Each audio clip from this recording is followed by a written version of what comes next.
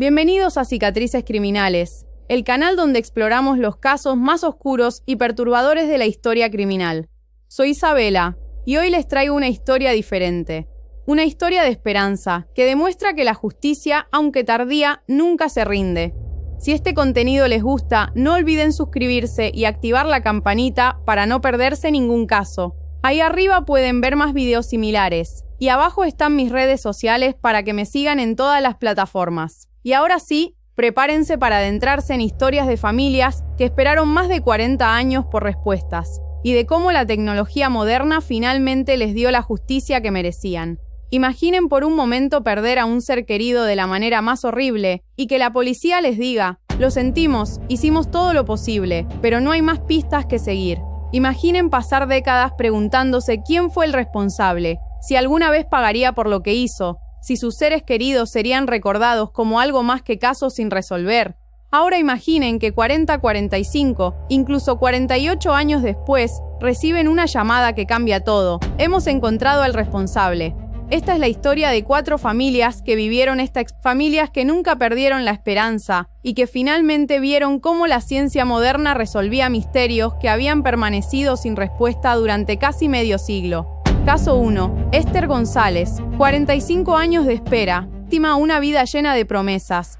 Esther González tenía apenas 17 años cuando su vida fue arrebatada de la manera más brutal el 15 de febrero de... Era una joven llena de vida, estudiante de preparatoria en Riverside County, California, con sueños de convertirse en enfermera y ayudar a las personas. Esther era la hija menor de una familia trabajadora mexicano-americana. Sus padres, María y Roberto González, habían emigrado a California en busca de mejores oportunidades para sus hijos. Esther era su orgullo, la primera de la familia que iba a graduarse de la preparatoria y tenía planes de ir a la universidad. Era conocida por su sonrisa radiante y su personalidad amable. Trabajaba medio tiempo en una tienda local para ahorrar dinero para la universidad y pasaba los fines de semana ayudando a su madre con sus hermanos menores. El 15 de febrero de 1979 era un día que había empezado como cualquier otro. Esther había terminado sus clases y tenía planes de encontrarse con una amiga en el centro comercial. Nunca llegó a esa cita. La noche que cambió todo. Esa tarde, Esther había salido de la preparatoria alrededor de las 3:30 p.m. Había tomado el autobús hacia el centro de la ciudad, donde planeaba hacer algunas compras antes de encontrarse con su amiga cerca de la Highway 244. Lo que pasó durante las siguientes horas sigue siendo un misterio, pero lo que es seguro es que Esther se encontró con alguien que cambiaría para siempre el destino de 2 familias, la suya y la del hombre que la atacaría. Al día siguiente, un trabajador de carreteras encontró el cuerpo de Esther en una zona aislada cerca de la autopista. Había sido víctima de una agresión brutal que incluyó violencia sexual antes de ser eliminada. La escena del crimen sugería que había luchado valientemente por su vida.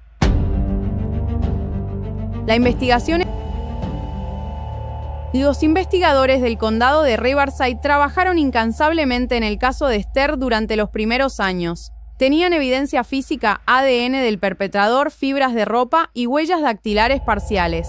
Pero en 1979, la tecnología de ADN estaba en sus primeras etapas y las bases de datos criminales eran limitadas. Los detectives entrevistaron a cientos de personas, compañeros de escuela, vecinos, trabajadores de la zona donde fue encontrada y cualquiera que hubiera estado en el área ese día. Siguieron cada pista, por pequeña que fuera. Durante los primeros 5 años, el caso recibió atención mediática considerable. Los padres de Esther, María y Roberto aparecían regularmente en las noticias locales, suplicando por información que pudiera llevar a la captura del asesino de su hija. Mi Esther era una buena niña, decía María González en una entrevista de 1981. ¿Alguien sabe quién hizo esto? Por favor, ayúdenos a encontrar justicia para nuestra hija. Pero a medida que pasaron los años sin avances significativos, la atención mediática disminuyó y el caso de Esther se unió a la lista creciente de crímenes sin resolver del condado. Las décadas de silencio. Durante los años 80 y 90, el caso de Esther González se mantuvo oficialmente abierto, pero en la práctica había pocas investigaciones activas. Los detectives originales se jubilaron y nuevos investigadores heredaron cajas llenas de casos fríos, incluido el de Esther. María González nunca se rindió. Cada año, en el aniversario de la muerte de su hija, llamaba al departamento del sheriff para preguntar si había algún avance. La respuesta era siempre la misma: seguimos trabajando en el caso, señora González. Roberto González murió en 1995, llevándose a la tumba la esperanza de ver justicia para su hija. En su funeral, María prometió que continuaría luchando por Esther hasta que pudiera reunirse con su esposo y su hija. Los hermanos de Esther, que habían sido niños cuando ella murió, crecieron en una casa marcada por la pérdida. Cada cumpleaños de Esther, cada Navidad, cada día especial estaba marcado por su ausencia y por la pregunta sin respuesta: ¿quién le había hecho esto a su hermana? El renacimiento del caso 2020-2023. En 2020, el departamento del sheriff del condado de Riverside creó una unidad especializada en casos fríos, dirigida por el detective Mike Leum. Esta unidad se dedicaría exclusivamente a revisar casos sin resolver usando nuevas tecnologías, especialmente la genealogía genética. El caso de Esther González fue uno de los primeros que la nueva unidad decidió revisar. Tenían varias ventajas que los investigadores de 1979 no habían tenido: bases de datos de ADN mucho más grandes, tecnología mejorada para analizar evidencia degradada y la capacidad de usar genealogía genética para identificar sospechosos. El detective Leum y su equipo enviaron las muestras de ADN del caso de Esther a laboratorios especializados que pudieran extraer perfiles genéticos más completos de la evidencia de 45 años de antigüedad. Los resultados fueron prometedores. Tenían un perfil de ADN completo del perpetrador. El avance del 2024. En enero del 2024, el equipo de Casos Fríos recibió noticias que cambiarían todo. Los laboratorios de genealogía genética habían encontrado una coincidencia en las bases de datos públicas de genealogía. El ADN del asesino de Esther coincidía con muestras enviadas por familiares que estaban investigando su historia familiar. A través de un análisis genealógico complejo, los investigadores pudieron identificar al sospechoso Louis Randy Williamson. Williamson había muerto en 2014, pero había vivido en el área de Riverside durante los años 70 y 80. Tenía antecedentes de arrestos por delitos menores, pero nunca había sido considerado sospechoso en el caso de Esther porque no estaba en las bases de datos de ADN cuando fue procesado por sus crímenes anteriores. La confirmación final. Para confirmar la identificación, los investigadores necesitaban obtener una muestra de ADN directa de Williamson. Trabajaron con su familia para obtener muestras de familiares directos y también exhumaron su cuerpo para análisis directo. Los resultados fueron definitivos. Louis Randy Williamson era responsable del asesinato de Esther González. La probabilidad de que el ADN perteneciera a otra persona era de 1 en varios billones. Los investigadores también descubrieron que Williamson había sido empleado de una empresa de construcción que trabajaba en carreteras en el área donde Esther fue encontrada. El 15 de febrero de 1979 había estado trabajando en un proyecto cerca de donde Esther fue vista por última vez. La llamada que cambió todo. El 15 de marzo de 2024, exactamente 45 años y un mes después del asesinato de Esther, el detective Leum hizo la llamada que había estado esperando hacer durante años. «Señora González», le dijo a María, quien ahora tenía 89 años, «tenemos noticias sobre Esther. Hemos identificado al hombre responsable de la muerte de su hija». María González, que había esperado esta llamada durante casi medio siglo, se quedó en silencio durante varios minutos. Cuando finalmente habló, solo pudo decir: «¿Están seguros? ¿Realmente lo encontraron?». La confirmación le dio a María una paz que no había sentido en 45 años. «Mi Esther finalmente puede descansar en paz», dijo durante una rueda de prensa. «Y Roberto, donde quiera que esté, también puede descansar sabiendo que encontramos al monstruo que lastimó a nuestra bebé». Caso 2. Mary Tracy. Mary Tracy tenía 25 años cuando perdió la vida en agosto de 1980 en Ada County, Idaho. Era una joven vibrante que trabajaba como recepcionista en una clínica médica y estudiaba enfermería en las noches. Tenía planes de especializarse en pediatría porque amaba trabajar con niños.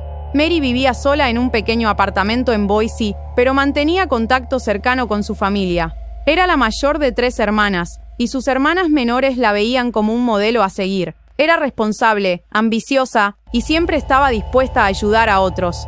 Sus compañeros de trabajo la describían como una persona alegre y confiable. Nunca faltaba al trabajo y siempre tenía una sonrisa para los pacientes, especialmente los niños que visitaban la clínica. Mary había terminado una relación romántica recientemente, pero no parecía afectada negativamente por ello. Sus amigas decían que estaba emocionada por sus estudios y por las oportunidades que el futuro le ofrecía. La noche del 12 de agosto de 1980, Mary había trabajado hasta tarde en la clínica, ayudando con un inventario especial. Salió del trabajo alrededor de las 9 p.m., más tarde de lo habitual. Varios compañeros la vieron caminar hacia su auto en el estacionamiento de la clínica. Su auto, un Honda Civic azul de 1977, fue encontrado al día siguiente en el estacionamiento, pero Mary había desaparecido. No había signos de lucha en el área, y su bolso estaba intacto en el asiento del conductor. Inicialmente, la policía trató el caso como una persona desaparecida voluntariamente. Pensaron que tal vez Mary había decidido irse a otra ciudad para empezar una nueva vida, especialmente considerando su ruptura romántica reciente. Pero la familia de Mary sabía que algo estaba terriblemente mal. Mary nunca habría dejado su trabajo sin avisar, y definitivamente no habría abandonado sus estudios cuando estaba tan cerca de graduarse. El descubrimiento horrible. 3 días después de su desaparición, unos excursionistas encontraron el cuerpo de Mary en una zona remota cerca de una carretera estatal, aproximadamente a 20 millas de Boise. Había sido víctima de múltiples heridas de arma blanca y había evidencia de agresión sexual. La escena del crimen sugería que Mary había sido llevada a ese lugar contra su voluntad. No había evidencia de que hubiera caminado hasta allí por su cuenta, y la ubicación era tan remota que era poco probable que hubiera estado allí por casualidad. Los investigadores recolectaron evidencia física extensa, incluyendo muestras de ADN, fibras de ropa y huellas de neumáticos. También encontraron un cuchillo que creían había sido usado en el ataque, aunque no tenía huellas dactilares utilizables. La investigación original. Los detectives de Ada County trabajaron intensivamente en el caso de Mary durante los primeros años. Entrevistaron a su exnovio, a compañeros de trabajo, a compañeros de clase y a cualquier persona que hubiera tenido contacto con ella en las semanas previas a su muerte. Su exnovio fue inicialmente considerado sospechoso, pero tenía una coartada sólida para la noche del 12 de agosto. Había estado en una reunión familiar en otro estado, con docenas de testigos que confirmaron su presencia. Los investigadores también exploraron la posibilidad de que Mary hubiera sido víctima de un asesino serial. En 1980, varios estados del oeste estaban experimentando una serie de asesinatos de mujeres jóvenes con características similares. Sin embargo, nunca pudieron establecer conexiones definitivas entre el caso de Mary y otros crímenes. El caso gradualmente se enfrió a medida que las pistas se agotaron y no aparecieron nuevas evidencias. Décadas sin respuestas. Durante los años 80 y 90, la familia de Mary nunca perdió la esperanza de que el caso se resolviera. Sus hermanas, Linda y Patricia Tracy, se convirtieron en defensoras de los derechos de las víctimas, trabajando para mantener la atención en casos sin resolver. Cada año organizaban eventos conmemorativos para Mary, no solo para honrar su memoria, sino también para mantener el caso en la mente del público. Creían firmemente que alguien, en algún lugar, sabía algo sobre lo que le había pasado a su hermana. En 1995, cuando la tecnología de ADN se volvió más sofisticada, la familia solicitó que la evidencia del caso de Mary fuera reexaminada. Los resultados produjeron un perfil de ADN del perpetrador, pero no había coincidencias en las bases de datos criminales existentes. La madre de Mary, Dorothy Tracy, murió en 2010 sin haber visto justicia para su hija. En su lecho de muerte, hizo que sus otras hijas prometieran que nunca dejarían de buscar respuestas. La nueva investigación. En 2023, el departamento del sheriff de Ada County decidió revisar el caso de Mary como parte de una iniciativa más amplia para resolver casos fríos usando genealogía genética. El detective Sarah Williams fue asignada para liderar la investigación renovada. Williams envió las muestras de ADN del caso de Mary a Parabon Nanolabs, una empresa especializada en genealogía genética forense. La tecnología había avanzado significativamente desde las pruebas de 1995 y esperaban poder obtener información más detallada. Los resultados llegaron en diciembre de 2023. Tenían un perfil genético completo del asesino de Mary y era lo suficientemente detallado como para comenzar un análisis genealógico. el avance de 2024.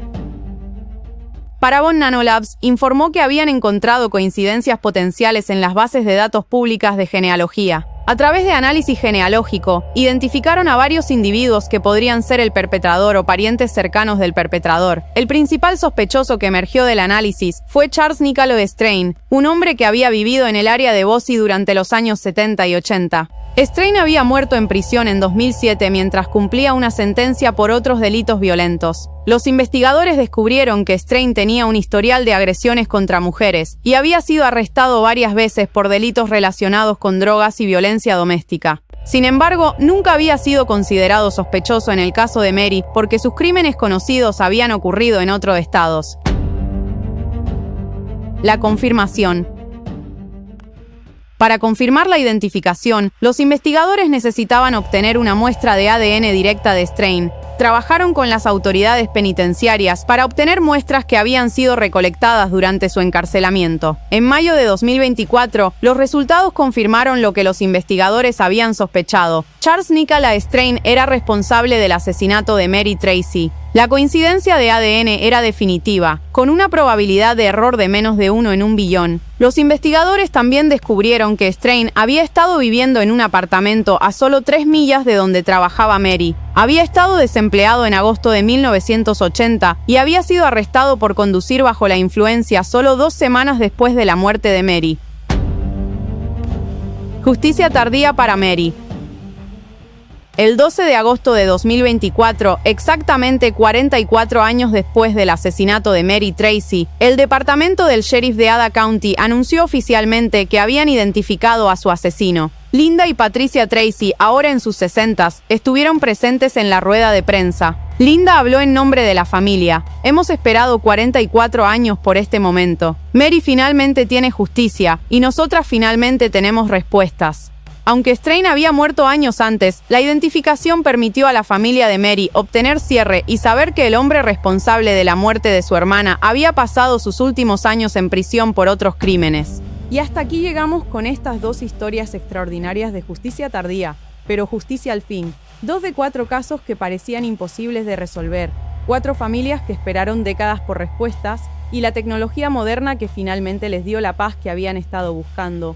Estos casos nos recuerdan que la ciencia y la persistencia humana pueden triunfar sobre cualquier obstáculo y que cada víctima, sin importar cuándo haya perdido la vida, merece justicia. Si les gustó este video, no olviden darle like, suscribirse al canal y activar la campanita para más casos como este. Aquí abajo están mis redes sociales para que me sigan en todas las plataformas.